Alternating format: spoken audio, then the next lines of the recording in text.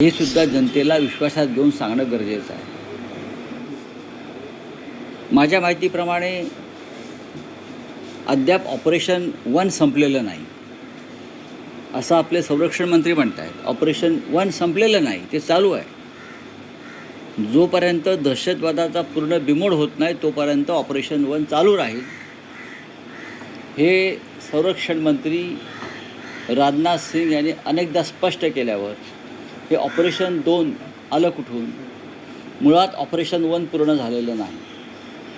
Operation 1 हे आंतरराष्ट्रीय दबावामुळे अर्धवट सोडून आपण मागे आलेलो आहोत. ऑपरेशन 1चा मुख्य उद्देश होता पाकव्याप्त काश्मीर ताब्यात घेणं. हे सगळ्यांना माहीत असेल.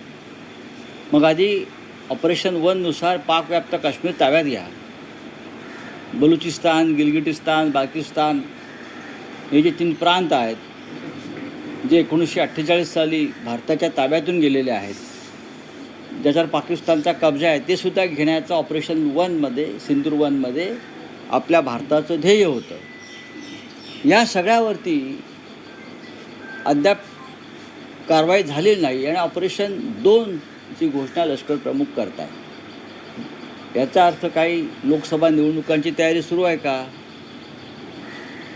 तर असं काय घडलं की आम्हाला निवडणुका येतात असं वाटतं, लोकसभेच्या किंवा इतर सार्वत्रिक निवडणुका. पण ठीक आहे, आनंद आहे. देशाला जर काही त्यातून दिशा मिळणार असेल, देशाचा भूगोल वाढणार असेल, भूगोल, तर आम्ही त्याचं स्वागत करू. अभिषेक बॅनर्जी पश्चिम बंगालमध्ये काल जो प्रकार घडला, तृणमूल काँग्रेसचे सरचिटणीस, विद्यमान खासदार, जे एकदा नाही अनेकदा खासदार झालेले आहे, पश्चिम बंगालच्या माजी मुख्यमंत्री, ज्याला पश्चिम बंगालची शेरनी म्हटलं जातं, अशा ममता बॅनर्जी यांचे पुत्रवत असलेले भाचे अभिषेक बॅनर्जी ह्यांच्यावर ज्या पद्धतीनं भारतीय जनता पक्षाच्या सरकारनं हल्ला घडवला त्याचा धिक्कार करावा तेवढा थोडा.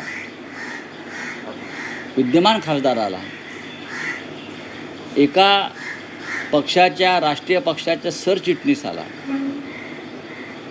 जो खासदार आहे, निवडणूक हारली आणि नवीन सत्ता आली भाजपची, ज्या पद्धतीनं लोकांना फूस लावून त्यांच्यावर हल्ला घडवला, पश्चिम बंगालमधलं पुढलं चित्र काय असेल आणि एकंदरीत देशातलं,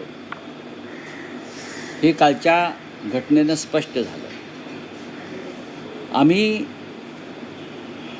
चोर मार्गानं फक्त निवडणुका जिंकणार नाही, विरोधकांचा पराभव करणार नाही, तर त्यानंतरही जे विरोधक आमच्या विरुद्ध बोलतील, लढतील, त्यांना आम्ही अशा प्रकारे खतम करू रस्त्यावर. हा इशारा जर भारतीय जनता पक्ष देऊ इच्छित असेल तर या देशातली जनता, राजकीय कार्यकर्ते तुमच्या विरुद्ध लढायला आणि मारायला तयार आहेत. महाराष्ट्रात त्याने करण्याचा प्रयत्न केला पण तो सफल झाला नाही.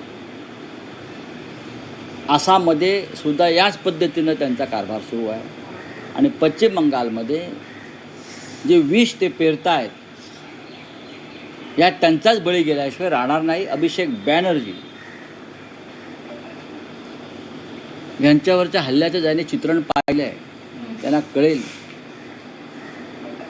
अनुभव येईल की किती गंभीर परिस्थिती पश्चिम बंगालमध्ये उद्भवलेली आहे.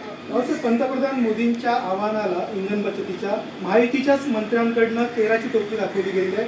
हेलिकॉप्टरसह 22 गाड्यांचा ताफा मंत्री संजय राठोड यांचा पाहायला मिळाला आहे. हो, मग कारवाई करा. प्रधानमंत्र्यांचे आदेश पाळले जात नसतील, राज्याचे मुख्यमंत्री देवेंद्र फडणवीस यांचे आदेश पाळले जात नसतील मंत्र्याकडून, तर देवेंद्र फडणवीस यांना अधिकार आहे त्यांना बडतर्फ करण्याचा. त्यांनी करावं, त्यांना कारवाई करावी आणि जनतेला आदर्श घालून द्यावा, एवढंच मी सांगेन.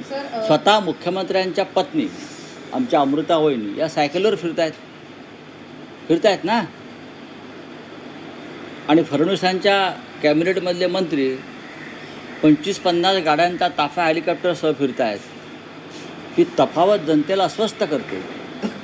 त्याच्यामुळे मुख्यमंत्र्यांनी त्यांना बडतर्फ केलं पाहिजे अशा मंत्र्यांना, कोणी असतील. सर, जरांगे पाटलांच्या उपोषणाला मला त्याच्याविषयी फार कमी माहिती आहे, मुख्यमंत्री कारण हा एक तांत्रिक विषय आहे. हा सरकार आणि जरांगे पाटील यांच्यातूनच चर्चेतून सुटेल, अन्य कुणी याच्यावर चर्चा करेल. पण सर, यावर मुख्यमंत्री म्हणतात की ओबीसीला कुठल्याही प्रकारचा धक्का दिला जाणार नाही. माजी मंत्री प्राजक्त तनपुरे यांनी आपण पाहिलं होतं की पोटनिवडणुकीच्या वेळेला माघार घेतली होती आणि त्यांनी भाजपमध्ये प्रवेश केला. मी त्यांना राजकीय श्रद्धांजली वाहतो. राजकीय शब्द काय आहे माझा, मी अशा लोकांना नेहमी राजकीय श्रद्धांजली वाहतो. तुम्हाला नवीन मार्ग दिसलेला आहे, तुम्ही नवीन मार्गात गेलेला आहात, तुम्ही सुखात राहा, परत आमच्या दारात येऊ नका.